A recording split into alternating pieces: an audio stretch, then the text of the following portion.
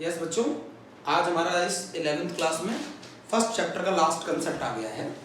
तो इस टॉपिक का जो नाम है वो है लिमिटिंग रिएजेंट है। क्या नाम है? इस चैप्टर का सबसे इंपॉर्टेंट टॉपिक यही है, लिमिटिंग रिएजेंट। बच्चों एक चीज समझनी है, जो रिएक्टेंट रिएक्शन के दौरान कंज्यूम हो जाए, खत्म हो जाए, और जिसके खत्म होते ही रिएक्शन रुक जाए, उसको कहा जाता है limiting reagent.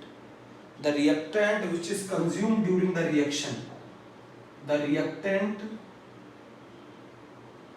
which is consumed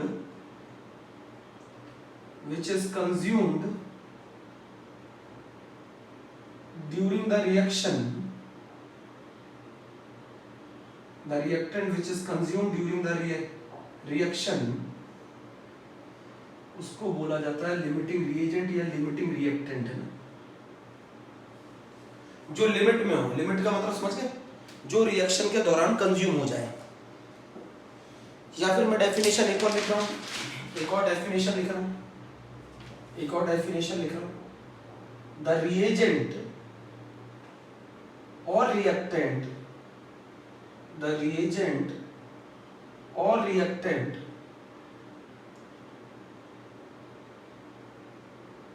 which is consumed first in chemical reaction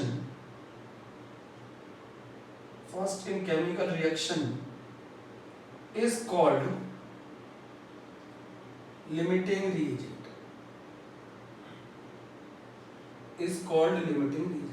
अच्छा एक चीज समझो,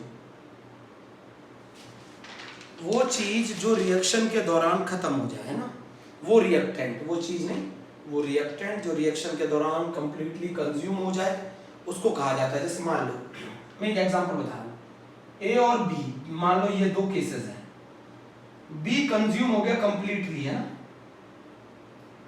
बी कंज्यूम हो गया कंप्लीटली,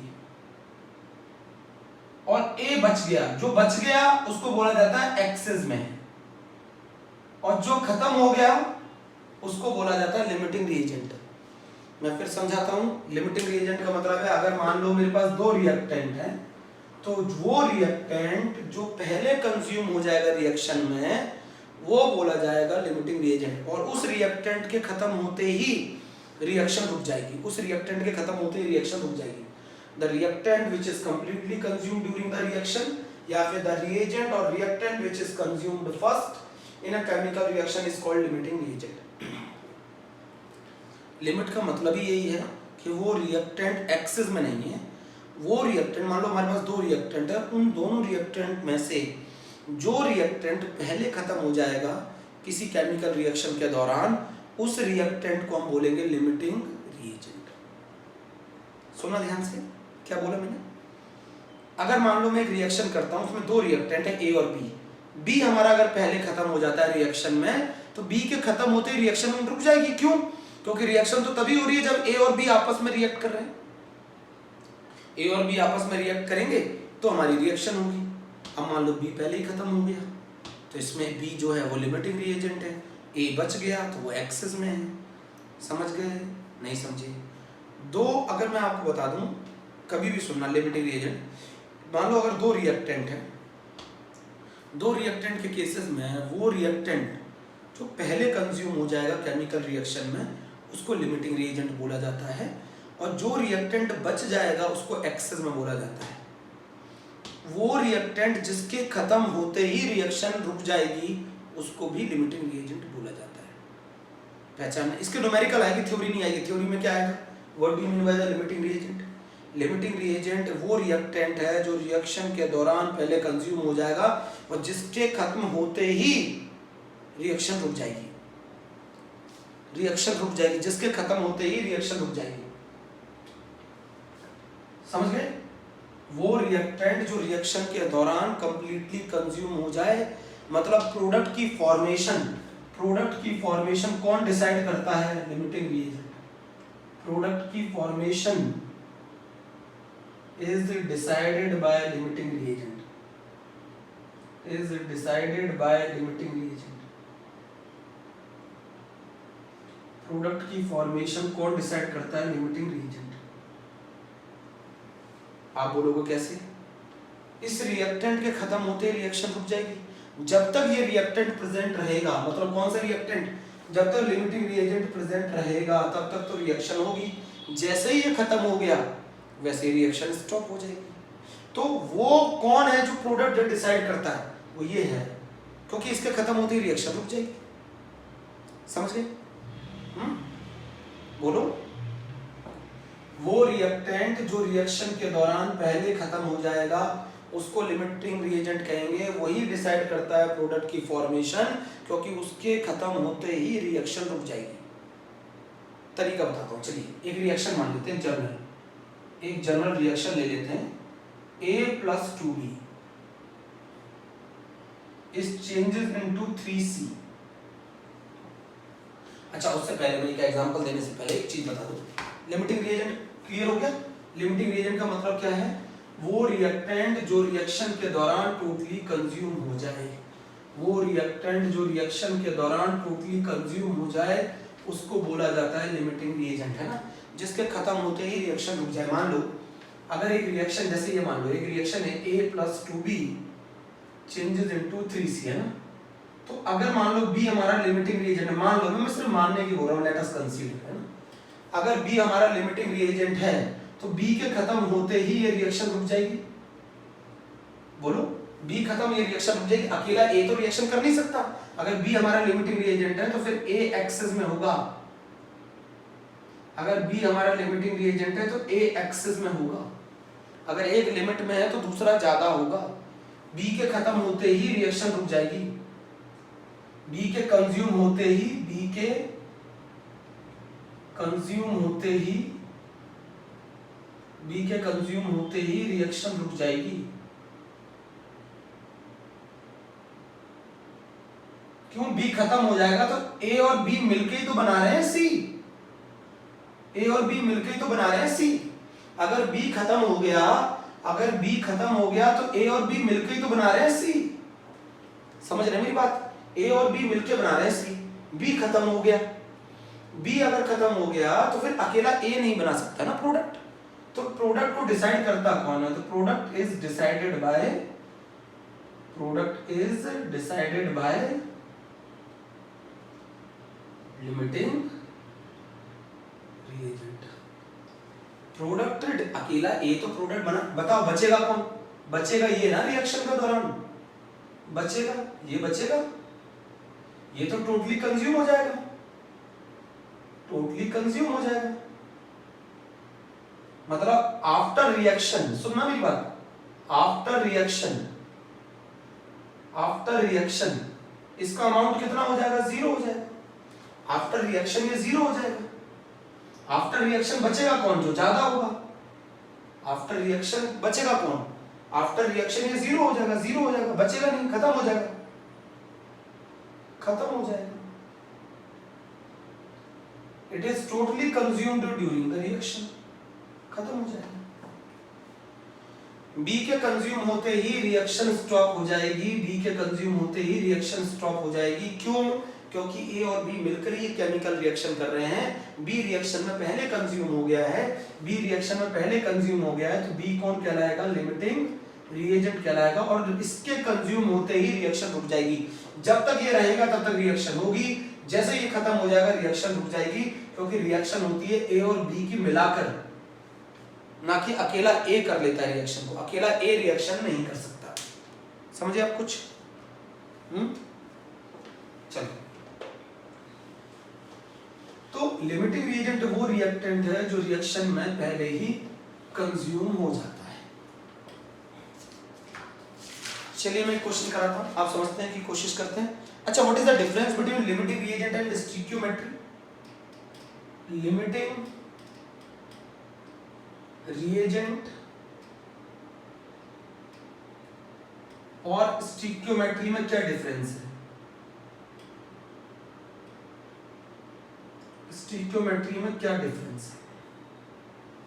बहुत इंपॉर्टेंट डिफरेंस है। लिमिटिंग रिएजेंट और स्टिक्योमेट्री में कैसे पहचानेंगे ये क्वेश्चन लिमिटिंग रिएजेंट का है कि स्टिक्योमेट्री का है। स्टिक्योमेट्री को मैंने सॉल्व करने के लिए बताया था, आप क्या लिख लो, मोल मोल एनालिसिस लिख लो। स्टिक्योमेट्री को सॉल्व करते वक्त आप मोल मोल एनालिसिस से कर सकते हो, सिखाया था।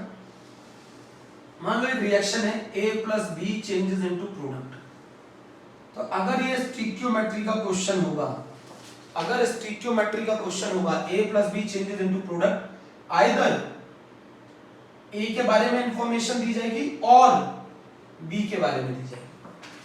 कभी भी स्टिक्योमेट्री का क्वेश्चन होता है तो दो रिएक्टेंट के बारे में इंफॉर्मेशन नहीं दी जाती, आइदर A के बारे में दी जाएगी या फिर B के बारे में दी जाएगी, दोनों के बारे में नहीं। लिमिटिंग रिएजेंट का क्वेश्चन होता है क्योंकि उसमें पहचानना होता है कौन लिमिटिंग रिएजेंट होगा, तो उसमें दोनों के बारे में इंफॉर्मेशन दी जाती है। इंफॉर्मेशन मैं लिख देता हूं language, information of A and B is given, information of A and B is given. इसके अंदर इंफॉर्मेशन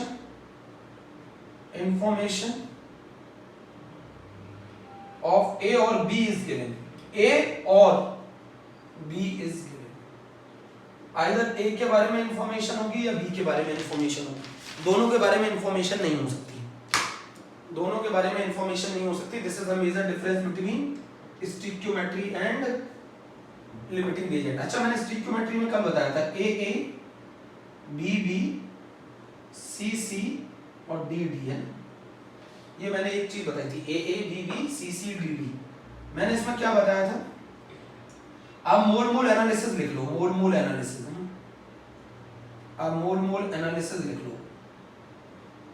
आप बोलोगे क्या, ये जो स्मॉल a और b c d है ना, ये small a b c d ये सब स्टिक्योमेट्रिक कोफिशिएंट है। मोल मोल एनालिसिस का मतलब है इनके मोल्स लिखो डिवाइड करो स्टिक्योमेट्रिक कोफिशिएंट से, इसके मोल्स लिखो डिवाइड करो स्टिक्योमेट्रिक कोफिशिएंट से, इसके मोल्स लिखो डिवाइड करो स्टिक्योमेट्रिक कोफिशिएंट से, इसके मोल्स लिखो डिवाइड करो स्टिक्योमेट्रिक कोफिशिएंट से।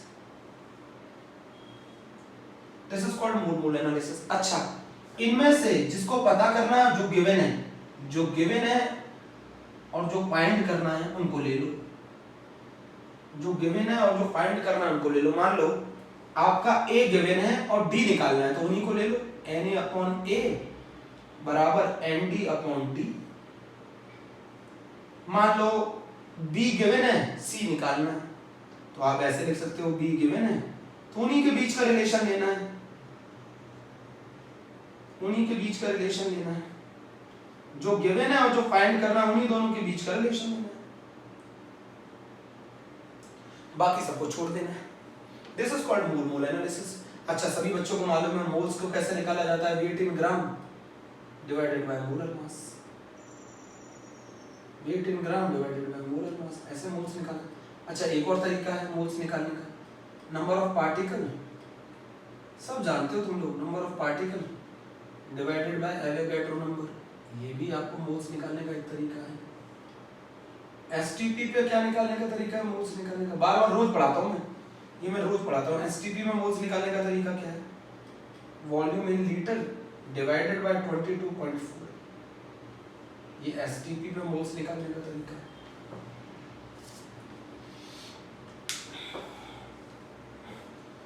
तो मैंने स्टिक्योमेट्री एक बार फिर से समझा दिया। स्टिक्योमेट्री में दोनों रिएक्टेंट के बारे में इंफॉर्मेशन नहीं दी जाती, आइदर A के बारे में दी जाएगी या फिर B के बारे में दी जाएगी, जबकि लिमिटिंग रिएजेंट के अंदर दोनों रिएक्टेंट के बारे में इंफॉर्मेशन दी जाती है। अगर एक रिएक्टेंट लिमिटिंग रिएजेंट है तो दूसरा रिएक्टेंट एक्सिस में होगा, अगर एक रिएक्टेंट लिमिटिंग रिएजेंट है तो दूसरा रिएक्टेंट एक्सिस में होगा, अगर एक रिएक्टेंट लिमिटिंग रिएजेंट है तो दूसरा रिएक्टेंट एक्सिस में होगा। चलिए लिमिटिंग रिएजेंट का कांसेप्ट समझते हैं, पहले पहचानना सीखिए। जैसे मान लीजिए क्वेश्चन दे दूं मैं आपको, A plus 2B changes into 3C। अच्छा, मान लीजिए इसके गिवन मोल्स क्वेश्चन में, इसके गिवन मोल्स A के दे रखे हैं मान लीजिए 4 और B के मोल्स दे रखे हैं 6, ये गिवन मोल्स है। गिवन मोल्स मैं आपको यहां सिखाता हूं, गिवन मोल्स को गिवन मोल्स को अगर आप स्टिक्योमेट्रिक कोफिशिएंट से डिवाइड करते हैं तो जिसके लिए ये वैल्यू छोटी आएगी, जिसके लिए ये वैल्यू छोटी आएगी, जिसके लिए ये वैल्यू छोटी आएगी, जिसके लिए ये वैल्यू स्मॉल आएगी, वो लिमिटिंग रिएजेंट होगा। जिसके लिए वैल्यू छोटी आएगी वो लिमिटिंग रिएजेंट होगा। चलिए, तो मोल्स रिएक्टेड कैसे निकालते हैं अभी आपको सिखाया मैंने। Given moles divided by stoichiometric coefficient, तो 4 डिवाइडेड बाय 1, ए के आगे स्टिक्योमेट्रिक कोफिशिएंट कितना है 1, 4 डिवाइडेड बाय 1। बी के केस में स्टिक्योमेट्रिक कोफिशिएंट कितना है 2। इसको सॉल्व करेंगे 4, इसको सॉल्व करेंगे 3। किसके लिए वैल्यू छोटी है, इसके लिए छोटी है, स्मॉल, ये वैल्यू इसके लिए स्मॉल है, तो आंसर हो गया बी इज लिमिटिंग रिएजेंट। ये है तरीका, बी इज लिमिटिंग रिएजेंट। आपको जो क्वेश्चन में गिवन मोल्स है, अगर मान लो मैं मोल्स ना दूं आपको, वेट दे दो, तो वेट से मोल्स निकाल सकते हो ना। मोल्स कैसे निकाल सकते हो, वेट डिवाइडेड बाय मोलर, ऐसे निकाल सकते हो ना। अगर मान लो क्वेश्चन में मैं वेट दे दूं तो इस क्वेश्चन को करने के लिए तो मोल्स चाहिए। तो गिवन मोल्स को अगर आप, इसको कहते हैं मोल्स रिएक्टेड, है ना, इसको कहते हैं मोल्स रिएक्टेड। ये स्कूल में नहीं पढ़ाया जाता बच्चों तरीका, आपके टीचर आपके लिए दिक्कत थोड़ी सी क्रिएट करेंगे, मेथड कहां से लेके आए। तो आपको क्या करना है, मोल्स रिएक्टेड निकालने हैं। गिवन मोल्स को डिवाइड करो स्टिक्योमेट्रिक कोफिशिएंट से। स्टिक्योमेट्रिक कोफिशिएंट से डिवाइड करने के बाद जिसके लिए वैल्यू छोटी आ जाए वो लिमिटिंग रिएजेंट हो, जिसके लिए वैल्यू छोटी आ जाए वो लिमिटिंग रिएजेंट हो।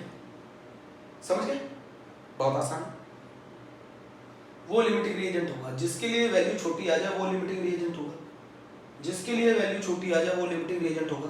तो क्वेश्चन में जो गिवन मोल्स हैं, अगर मान लो मैं मोल्स ना दूं तो आप वेट लीजिए, मोलर मास से डिवाइड करिए, मोल्स निकालिए।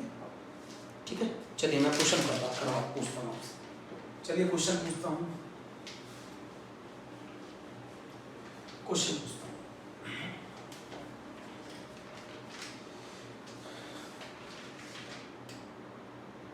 A plus 2B changes into 3C। आप बोलेंगे रफ क्यों कर दिया, यहाँ लिखता हूँ A plus 2B changes into 3C। A plus 2B changes into 3C लिखा।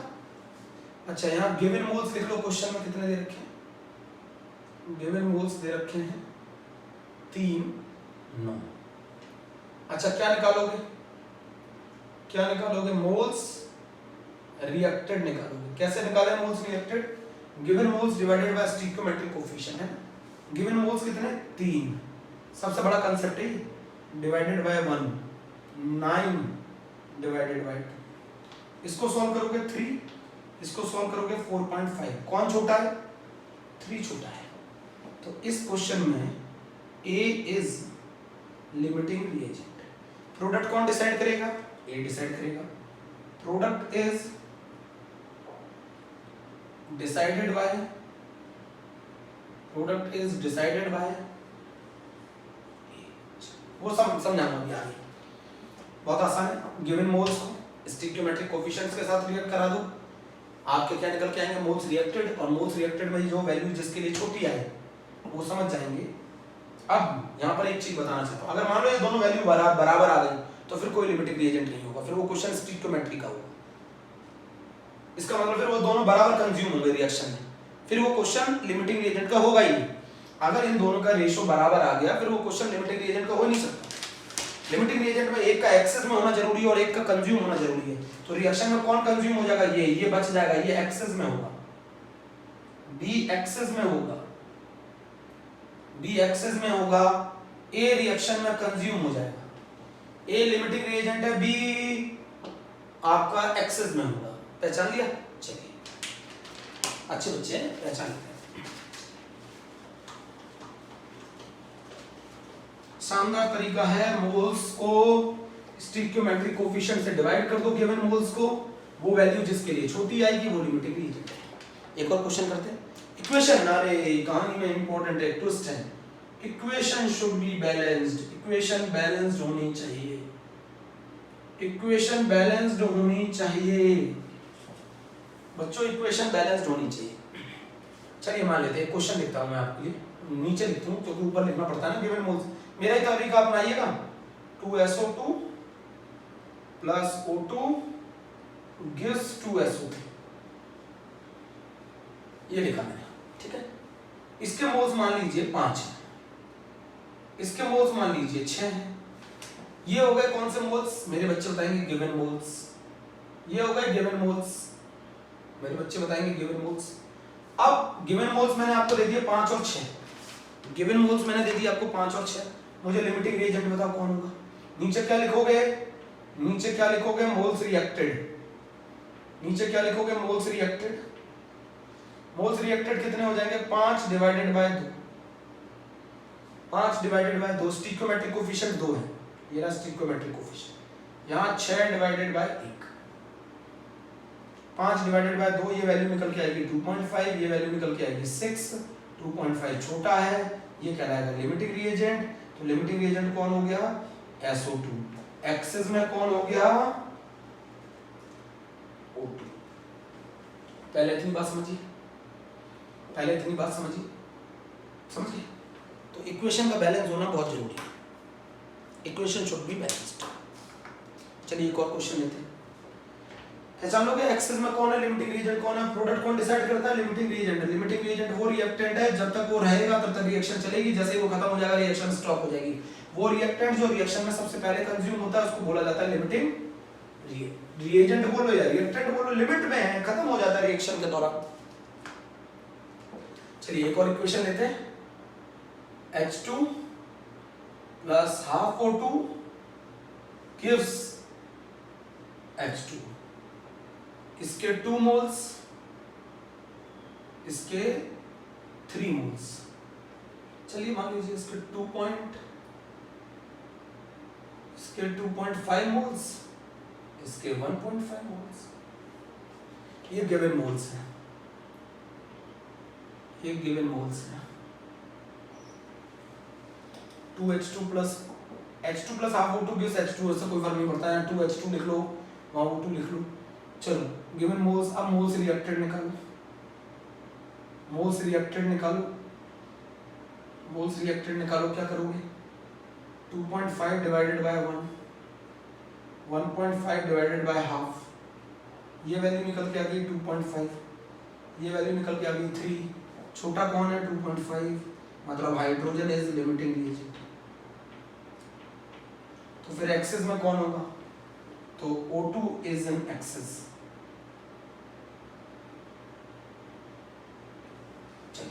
O2 is an axis। अब एक बेहतर क्वेश्चन करा रहा हूं, इसी क्वेश्चन से आपको सब कुछ क्लियर करना है, इसी क्वेश्चन से आपको सब कुछ क्लियर करना है।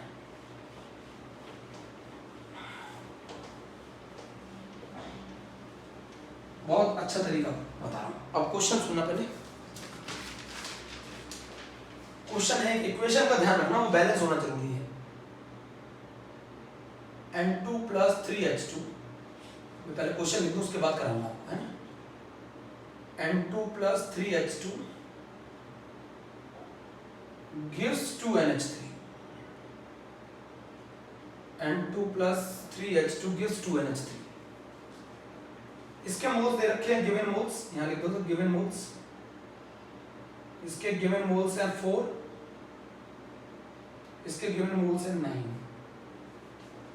इसके गिवन मोल्स हैं 4, इसके गिवन मोल्स हैं 9, ठीक है। अब मैं यहाँ पे क्वेश्चन लिखूं, फिर आप पहले क्वेश्चन नोट कर लेना।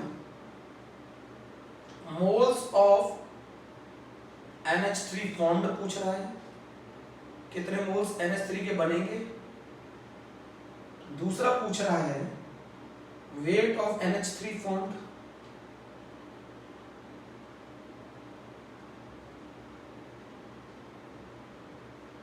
तीसरा पूछ रहा है number of molecules of NH3 formed.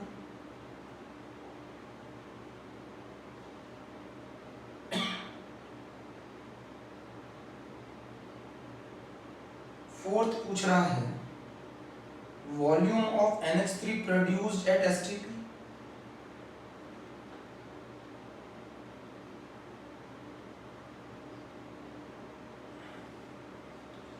Fifth पूछ रहा है मोल्स ऑफ एक्सेस रिएक्टेंट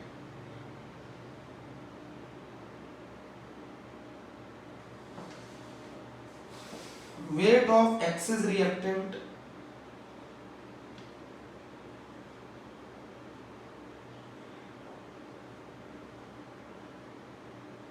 ये सब पूछ रहा है। सबसे पहले पे पूछ रहा है मोल्स, दूसरे नंबर पे पूछ रहा है वेट, तीसरे नंबर पे पूछ रहा है मॉलिक्यूल्स, एक मोल में कितने मॉलिक्यूल होते हैं Na, चौथे नंबर पे पूछ रहा है एसटीपी, ये सभी गैसेस हैं। एसटीपी में एक मोल गैस का वॉल्यूम कितना होता है 22.4 लीटर है। फिर पूछ रहा है मोल्स ऑफ एक्सेस रिएक्टेंट, पूछ रहा है वेट ऑफ एक्सेस रिएक्टेंट है ना। चलिए क्वेश्चन करते हैं, नोट कर लिए क्वेश्चन करते हैं, क्वेश्चन गिवन मोल्स के बाद आपको मैंने क्या बताया था, मोल्स रिएक्टेड है ना। गिवन मोल्स के बाद मैंने मोल्स रिएक्टेड निकाला, मोल्स रिएक्टेड है ना, बड़ा बड़ा लिख रहा हूँ आप लोगों के लिए। ये कितना हो गया 4 डिवाइडेड बाय 1, 9 डिवाइडेड बाय 3, इसको सॉल्व करेंगे 3, इसको सॉल्व करेंगे 4। तो ये आ गया छोटा वैल्यू, ये वैल्यू आ गई छोटी, मैं यहाँ चलो अलग से लिख देता हूँ 4 डिवाइडेड बाय 1, 9 डिवाइडेड बाय 3, तो ये आ गया 4, ये आ गया 3, तो ये कहलाएगा लिमिटिंग रिएजेंट। तो मैं लिख देता हूँ, पहला क्वेश्चन आ गया, आंसर आ गया हाइड्रोजन इज लिमिटिंग रिएजेंट। यहाँ तक तो सभी बच्चों ने कर लिया, हाइड्रोजन यहाँ लिमिटिंग रिएजेंट है, जिसके लिए गिवन मोल्स को डिवाइड करेंगे स्टोइकियोमेट्रिक कोफिशिएंट से वो वैल्यू छोटी आती है, उसका मतलब है तो मोल्स रिएक्टेड आ गए 4 और 3 है ना, यहाँ लिख दूं मोल्स रिएक्टेड है। अब जरा समझो लिमिटिंग रिएजेंट कौन है, हाइड्रोजन। हाइड्रोजन लिमिटिंग रिएजेंट है, देखो तरीका सुनना, बहुत बेहतरीन ट्रिक है। लिमिटिंग रिएजेंट हाइड्रोजन है, हाइड्रोजन है। प्रोडक्ट साइड पे 3 मोल्स लिख दो, जितने लिमिटिंग रिएजेंट के मोल्स होते हैं उतने प्रोडक्ट साइड पे लिख दो। प्रोडक्ट साइड के लिमिटिंग रिएजेंट खत्म होगा तो लिमिटिंग रिएजेंट तो पूरा खत्म होगा, तो इसके मोल्स कितने हैं 3, तो उतने प्रोडक्ट के मोल्स लिख दो। यहाँ पर लिमिटिंग रिएजेंट 3 है, यहाँ लिख दिया प्रोडक्ट के मोल्स 3, लिमिटिंग रिएजेंट खत्म हो जाएगा। लिमिटिंग रिएजेंट के 3 मोल्स जैसे खत्म होंगे वैसे ही रिएक्शन रुक जाएगी, तो हमने यहाँ लिख दिया 3। इसका मतलब है 3 मोल्स, इसका मतलब है 3 मोल्स, अभी सुन लिया, लिख दिया। अब सुनना, ये 3 मोल्स इनमें से माइनस कर दो, 3 मोल्स माइनस कर दो, जितने मोल्स लिमिटिंग रिएजेंट के उतने मोल्स यहाँ लिख दो, प्रोडक्ट साइड पे लिख दिया। जितने मोल लिमिटिंग रिएजेंट के उतने प्रोडक्ट साइड पे मोल्स लिख दिए, बोलो लिख दिए।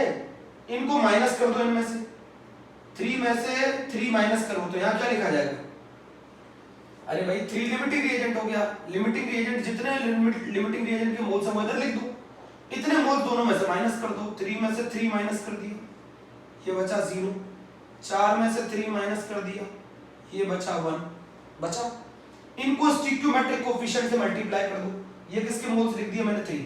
मैंने बताया जितने लिमिटिंग रिएजेंट के मोल्स हैं उतने प्रोडक्ट साइड में मोल्स लिख दो। इसका मतलब इतने मोल्स प्रोडक्ट के बन रहे हैं तो इतने खत्म हो जाएंगे ना, लिमिटिंग रिएजेंट के 3 मोल्स खत्म हो चुके होंगे रिएक्शन में, तो 3 - 3 0, 4 - 3 1, ये बच रहा है ना। इनको स्टोइकियोमेट्रिक कोफिशिएंट से मल्टीप्लाई कर दो, 1 1 × 1, 3 × 0, 2 × 3, इतने मोल्स बनेंगे प्रोडक्ट के, इतने मोल्स बनेंगे प्रोडक्ट के, इतने मोल्स रिमेनिंग रहेंगे रिएक्टेंट के, इतने मोल्स रिमेनिंग रहेंगे रिएक्टेंट के, इतने मोल्स रिमेनिंग रहेंगे रिएक्टेंट के। चलो फिर से बात करते हैं।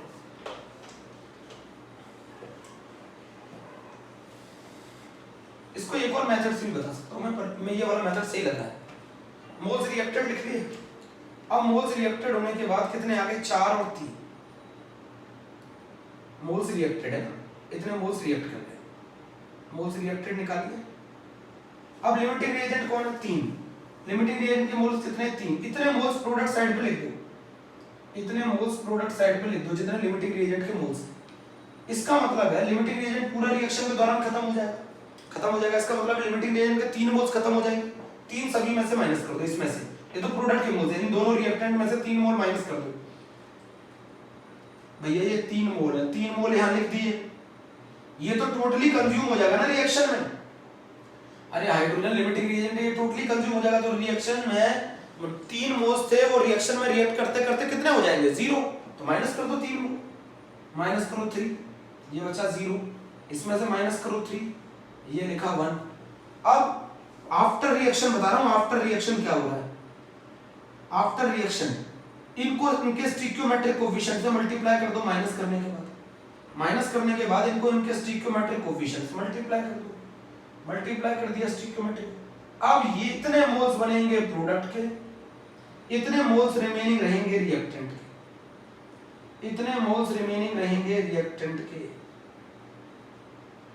भाई जितना लिमिटिंग रिएजेंट खत्म हो जाता है रिएक्शन के दौरान, तो बताइए हमें रिएक्टेंट में से कितने मोल माइनस करने चाहिए। रिएक्टेंट में से 3 मोल माइनस कर लिए, माइनस करने के बाद जो मोल्स बचेंगे उनको उनके स्टिक्योमेट्री से क्या कर दो, कोफिशिएंट से मल्टीप्लाई कर दो। स्टिक्योमेट्रिक कोफिशिएंट से मल्टीप्लाई करने के बाद आफ्टर द रिएक्शन कितने मोल्स प्रोडक्ट के बचे और कितने मोल्स नहीं, कितने मोल्स प्रोडक्ट के बने और कितने मोल्स एक्सेस रिएक्टेंट के बचे मालूम चल जाएगा आपको। माइनस करने के बाद, माइनस इसको क्यों कर रहे हैं 3, क्योंकि 3 लिमिटिंग रिएजेंट है। लिमिटिंग रिएजेंट क्या हो जाएगा, 3 मोल्स खत्म हो जाएंगे रिएक्शन के दौरान, तो 3 माइनस किया है। यहाँ पे 3 लिखा क्योंकि प्रोडक्ट के मोल्स बनेंगे। रिएक्टेंट में से माइनस क्यों किया, क्योंकि इसमें से ये घटेगा, क्योंकि 3 मोल्स में से 3 जाएंगे। इनको इनके स्टिक्योमेट्री से मल्टीप्लाई कर दोगे, स्टिक्योमेट्रिक कोफिशिएंट तो आपको वो मोल्स मालूम चल जाएंगे जो प्रोडक्ट के बने और जो एक्सेस रिएक्टेंट के बचे। तो एक्सेस रिएक्टेंट के कितने मोल्स बचे, 1 मोल बचा। फिर से अभी भी नहीं समझ में आया, फिर से बात करते हैं मेरे बच्चों, फिर से बात करते हैं। ये तरीका बड़ा आसान है। आप जितने लिमिटिंग रिएजेंट के मोल्स हैं इतने मोल्स प्रोडक्ट साइड पे लिख दो, लिख दिए 3 मोल्स। इसका मतलब ये लिमिटिंग रिएजेंट है, तो इसका मतलब ये है हाइड्रोजन लिमिटिंग रिएजेंट है, तो ये मोल्स कंज्यूम हो जाएंगे। तो 3 में से 3 माइनस कर दो, यहाँ पे लिख दो, यहाँ लिख देता हूँ, चलो यहाँ लिख देता हूँ 3 माइनस 3, यहाँ लिख देता हूँ 4 माइनस 3। अभी आपको मालूम नहीं चला है आफ्टर रिएक्शन, आफ्टर रिएक्शन कितने मोल्स रिएक्टेंट के बचे, अभी नहीं मालूम चला है। अभी तो आपने माइनस किया, तो 3 में से 3 गए 0। अब इनको स्टिक्योमेट्रिक कोफिशिएंट से मल्टीप्लाई कर दो, यहाँ 1 से, यहाँ 3 से, यहाँ 2 से। तो इसके इतने मोल्स बच गए, रिएक्टेंट के इतने मोल्स बच गए, रिएक्टेंट रिमेनिंग, इतने मोल्स रिएक्टेंट के रिमेनिंग रह गए। ये तो कितना हो गया 0, मैंने पहले ही बताया था। ये कितने मोल्स हो गए, 6 मोल्स फॉर्म्ड। किसके 6 मोल्स फॉर्म्ड हो गए, अमोनिया के ना। प्रोडक्ट के मोल मालूम चल गए, तरीका सही लगा। जितने मोल्स लिमिटिंग रिएजेंट के उतने माइनस कर दो दोनों रिएक्टेंट में से, दोनों रिएक्टेंट में से जैसे माइनस करोगे लिमिटिंग रिएजेंट 0 हो जाएगा। दूसरे रिएक्टेंट के बचे हुए मोल्स आ जाएंगे, उनको स्टिक्योमेट्रिक कोफिशिएंट से मल्टीप्लाई कर दोगे, तो आफ्टर द रिएक्शन कितने मोल्स बचे रह जाएंगे वो मालूम चल जाएगा। और आफ्टर द रिएक्शन कितने मोल्स प्रोडक्ट के बन जाएंगे वो पता चल जाएगा। पता चल गया कितने मोल्स बने अमोनिया के, अमोनिया के कितने मोल्स बने, 6 मोल आफ्टर द रिएक्शन, है ना। तो पहला क्वेश्चन क्या था, पहला क्वेश्चन क्या था, पहला क्वेश्चन था moles of ammonia formed, moles of ammonia formed मालूम चल गया आपको। Moles of ammonia formed is 6। Second question था weight of ammonia formed, 1 mole ammonia का वेट कितना होता है जल्दी बताओ, 17। 1 मोल अमोनिया का वेट कितना होता है 17, तो 6 × 17 gram. Number of molecules of ammonia, number of molecules of ammonia, 1 mole में कितने मॉलिक्यूल होते हैं Na, तो 6 मोल में कितने होंगे 6 Na। 1 मोल में Na होते हैं तो 6 मोल में कितने होंगे 6 Na। Volume of ammonia gas at STP, 1 मोल का वॉल्यूम होता है 22.4 लीटर, तो 6 मोल का वॉल्यूम होगा 6 × 22.4 litre. Moles of excess reactant left, moles of excess reactant जो रिएक्टेंट के लेफ्ट रह जाएंगे, बचे रह जाएंगे, moles of excess reactant left is 1। 1 mole nitrogen का रह जाएगा, सही है। Weight of excess reactant, weight of excess reactant, 1 mole nitrogen का वजन होगा 28 ग्राम, 28 से मल्टीप्लाई, N2 का वेट कितना होता है? N2 का वेट कितना होता है? इतना वेट एक्सिस रिएक्टेंट का लेफ्ट रह जाएगा रिएक्शन के दौरान। ठीक है, आपको ये क्वेश्चन करना था। ये हमारा टॉपिक हो गया लिमिटिंग रिएजेंट। अब इसके क्वेश्चन को आप करके देखिएगा जो मेरा मेथड है उसके थ्रू। ठीक है बच्चों, इतना करना था आज आपको, है ना। तो ये लिमिटिंग रिएजेंट का हमारा टॉपिक हो गया। अब आपको क्वेश्चन करने। Okay, thank you.